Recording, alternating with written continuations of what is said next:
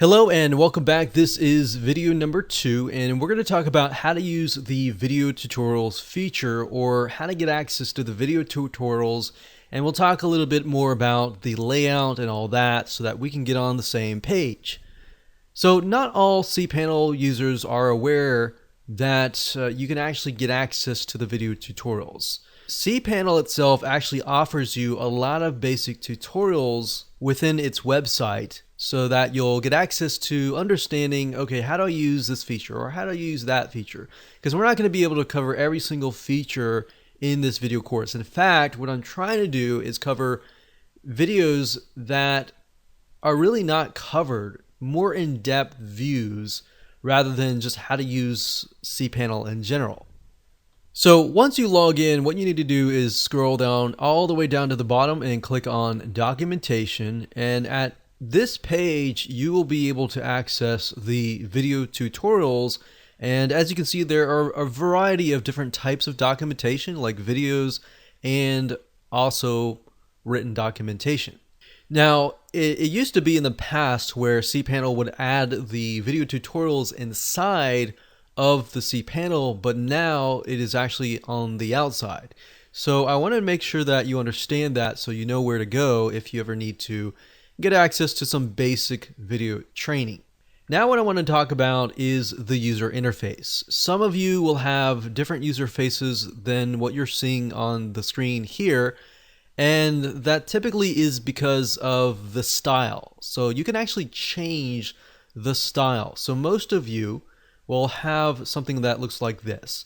And it really depends on your web hosting company. Some web hosting companies will actually customize the cPanel with their own user interface, with their own icons, and all of that. Now, what usually holds true and stays the same is the actual words on the sections and on the actual icons. So the icons will be slightly different. And the reason why I'm going over this with you is because some people might be confused because it looks a little bit different. So what you can do is up at the top, you can click on this little person here and click on change style. Now, if you click this, you will be sent to this page. And I'm going to zoom in just a little bit more so that you can see it much clearer. So there are different styles and different skins, as we call them. And the basic one looks like this. And then we have the dark version. But if you'll notice, the icons are very similar and very much the same. The only difference is the background. So the light version, the same as well. So I would say the majority of you probably have something like this. Now this is the very old style. Some of you will have this and you'll see this, but it's all the same. But if you notice, the similarities is the section name, and then of course the actual name of the option. So for example, file manager will always be file manager, and so forth. So let's say, for example, I'm going to go back up here, and currently I am on the retro style, but let's say that I am going to use the basic style. So all you have to do is look through the styles that you want, click on apply to the one that you want, and it'll reload with that style.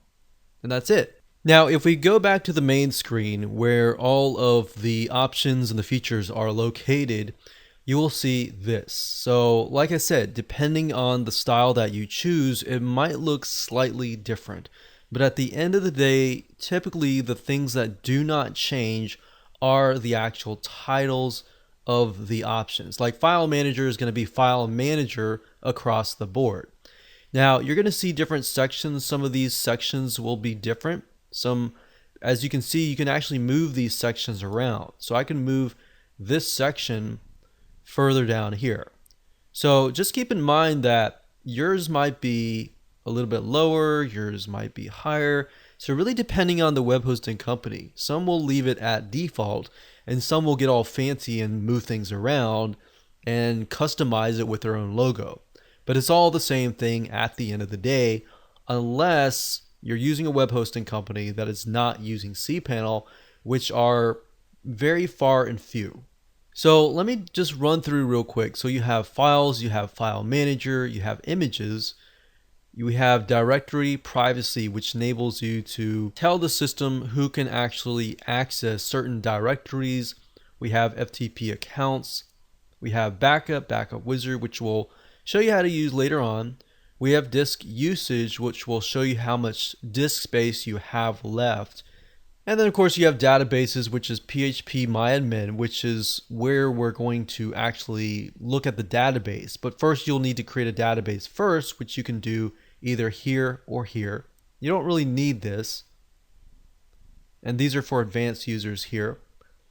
Then you have domain names such as site publisher, add-on domains, subdomains, redirects, and more.